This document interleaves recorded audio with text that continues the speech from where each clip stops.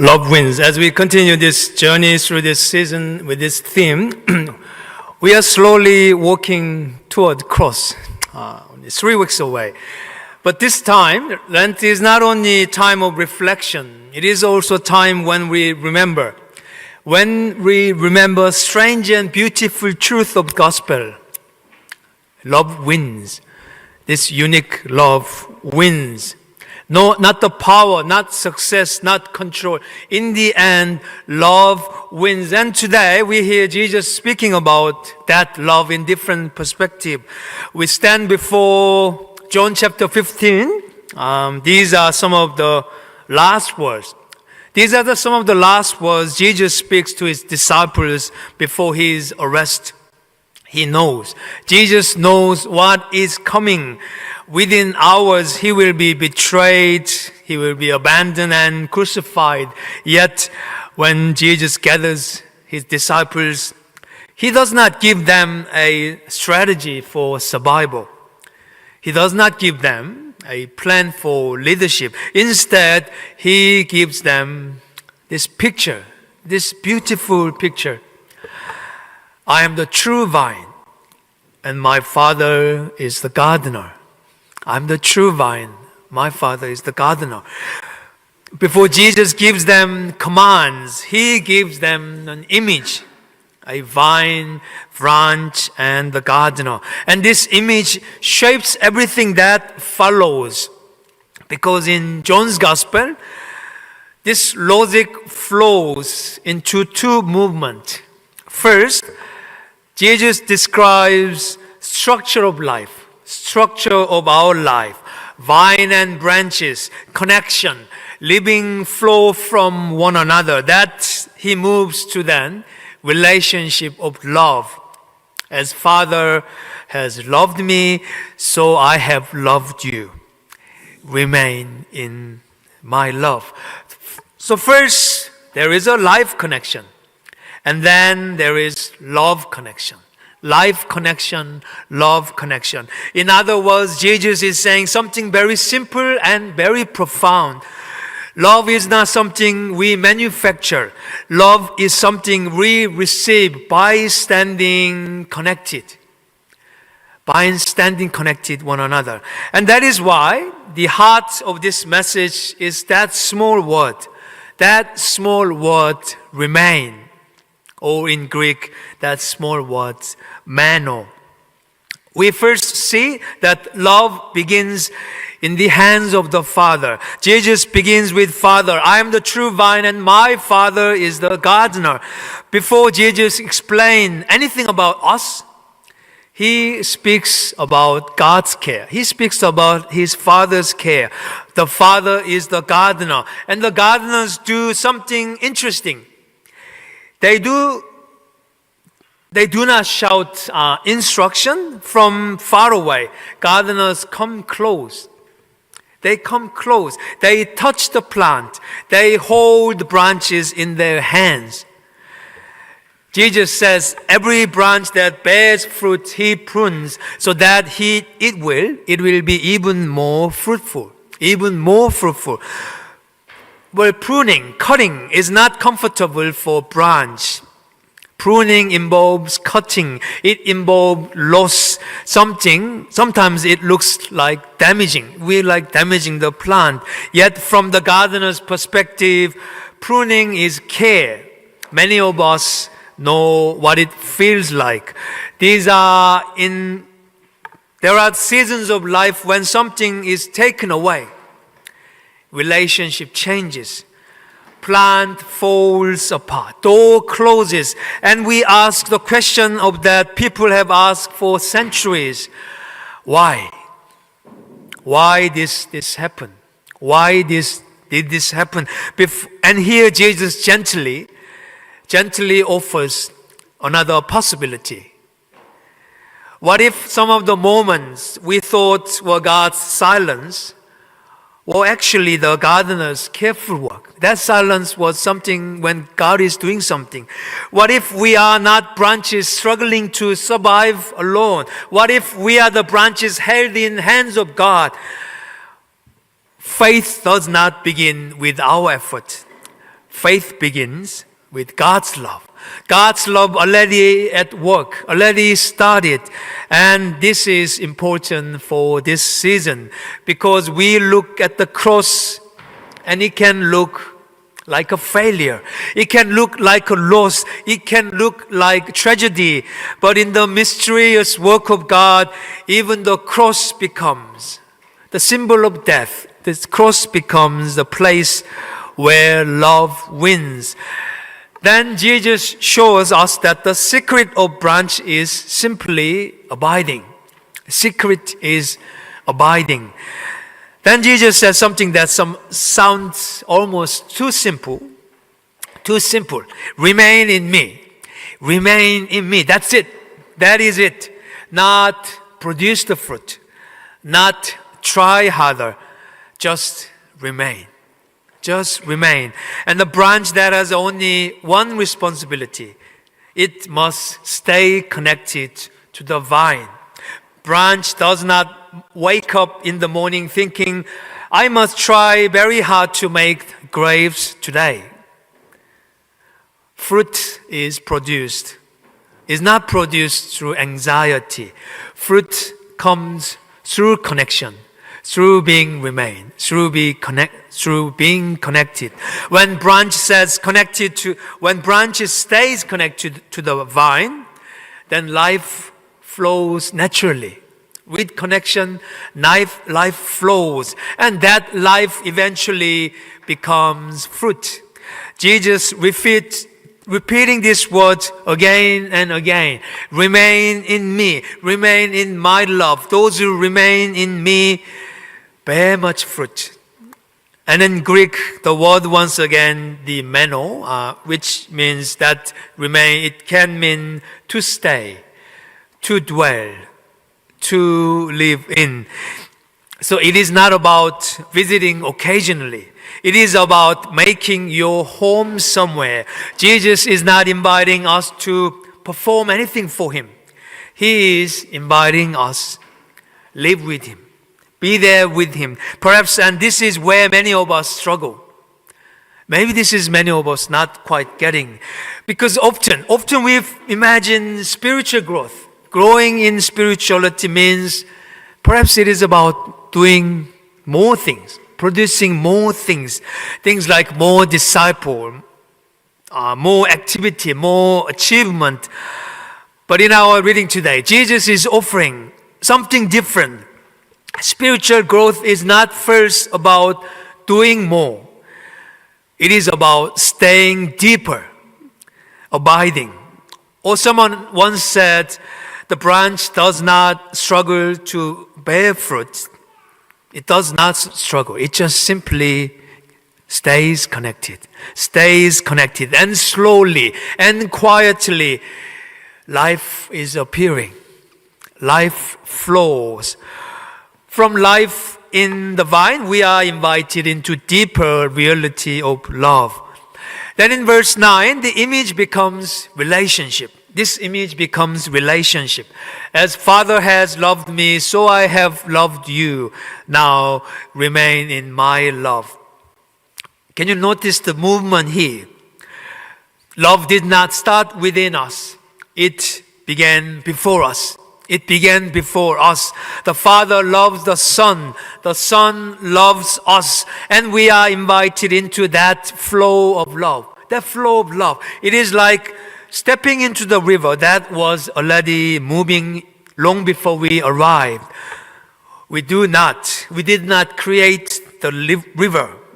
We simply step into. We put our foot in there. And Jesus says, remain in my love. Even obedience is described differently here.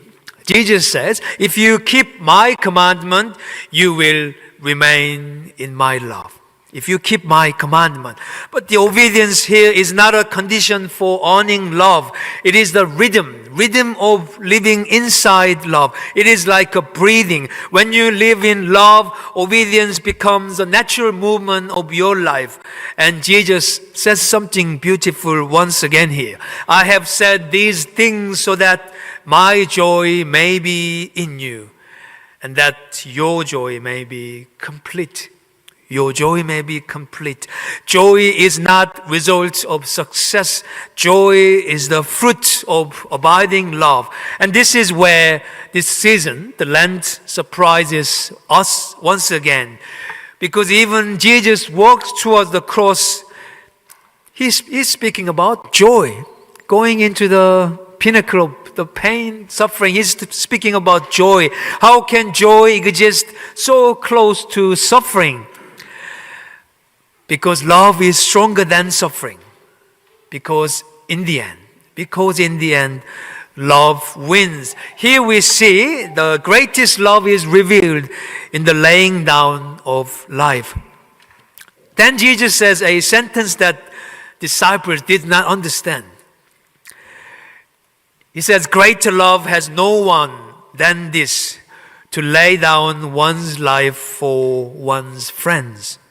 Lay down one's life for one's friend. Sometimes we read this as a command. But in this moment, it is more like revelation. More like revelation. Jesus is telling them what is about to happen. Soon they will be seeing him arrested. Soon they will see him crucified. And only later will they realize that cross was not the defeat of love. It was a victory of love. There is a story in literature that echoes this truth. Charles Dickens' novel called Tale of Two Cities. In this book, there is a character called Sidney Carton. Sidney Carton, this character, he's not a heroic man. He's not a kind of big character from the beginning. In the story, he was rather cynical. He was tired of life is very tired from everything. And he convinced that his life has little value. He doesn't have much self-esteem, respect for him.